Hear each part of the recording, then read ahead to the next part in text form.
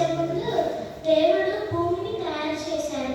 భూమిలోని ఫస్ట్ స్కైని తయారు చేసి, క్లౌడ్స్ తయారు చేసి, చెట్లు మొక్కల్ని తయారు చేసి, బర్డ్స్ అలానే వాటర్లో ఉన్న యానిమల్స్ని తయారు చేసిన తర్వాత ఆదాన్ని తయారు చేశారు.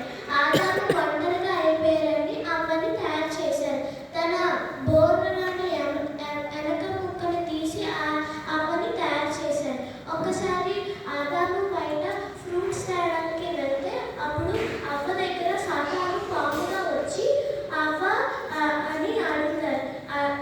అప్పుడు సాతాను చెప్తాడు, దేవుడు ఏ ఫ్రూట్ అయితే తినకన్నాడు ఆ ఫ్రూట్ నువ్వు ఎందుకు తినకూడదు అని అడుగుతారు.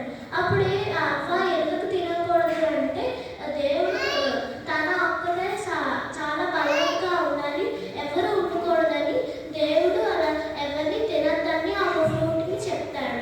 అప్పుడు సాతాను నువ్వు కూడా ఒకసారి తినొచ్చు, అప్పుడు దేవుడిలోనే నువ్వు కూడా బలవంతంగా అయిపోతావు అని సాతాను చెప్తాడు. అప్పుడు అవ్వ కూడా ఆ ఫ్రూట్ని తిని ఆదాముకి ఇస్తుంది. అప్పుడు వాళ్ళిద్దరు నమ్మకంగా ఉన్నారని వాళ్ళకి తెలుస్తారు. అప్పుడు వాళ్ళు చెడు తాకుంటే దేవుడు వచ్చి అవ్వ ఆదాముతో మాట్లాడేవారు. అప్పుడు వచ్చి అవ్వ